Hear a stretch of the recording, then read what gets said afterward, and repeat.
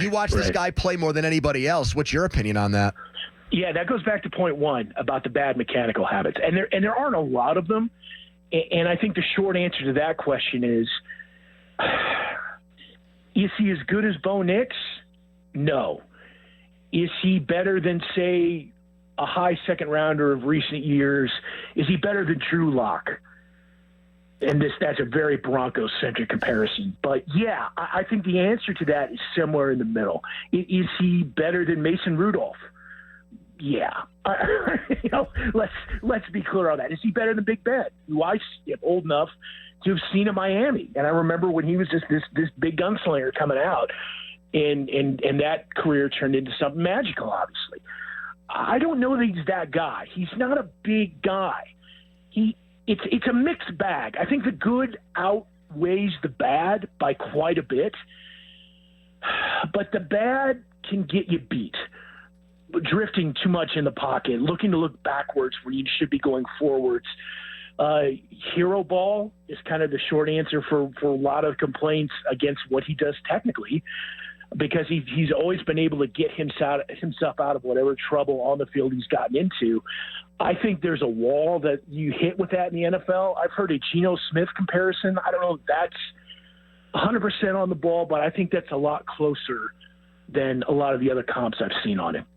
Sean, separate all the family stuff, the Deion stuff, Shedeur Sanders, the teammate, the leader. We know that position, you have to be a certain kind of personality and a leader of men to some extent.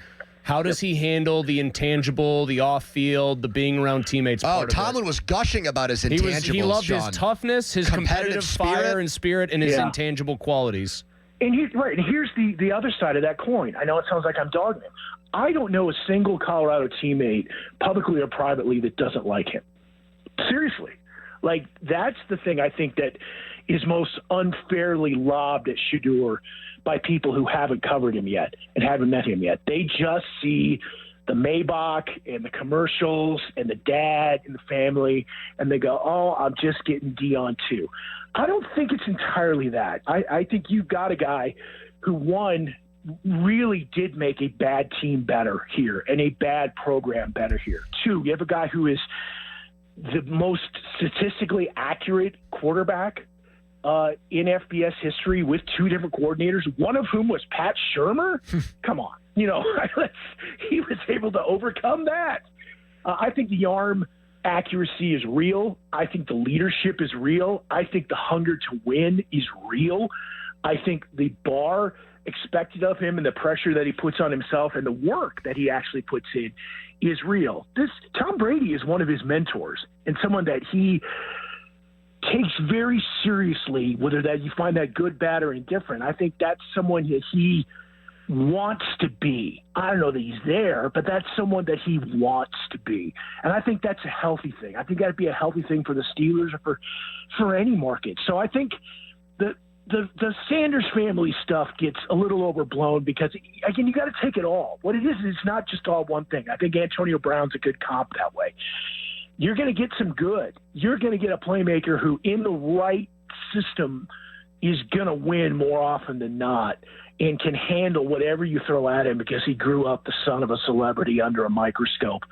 But you're going to take the other stuff, too. And I think the question of is the good enough to outweigh some of the off-field stuff? I think the answer is yes, but I think it would depend on the team and the place. But I think Pittsburgh could be a great place for all the reasons you mentioned. Well, the last thing I was going to ask you, Sean, is if Mike Tomlin called you and said, hey, you're going to give me an objective, unbiased opinion on this guy, do you think he can be our next franchise quarterback? What would your answer be? Yes, but he needs help. He's going to need a good line. He's going to need one Travis Hunter level go-to guy, which they have and have had. I think, not a thundering but a with some small caveats, and you got to be ready for the smoke too.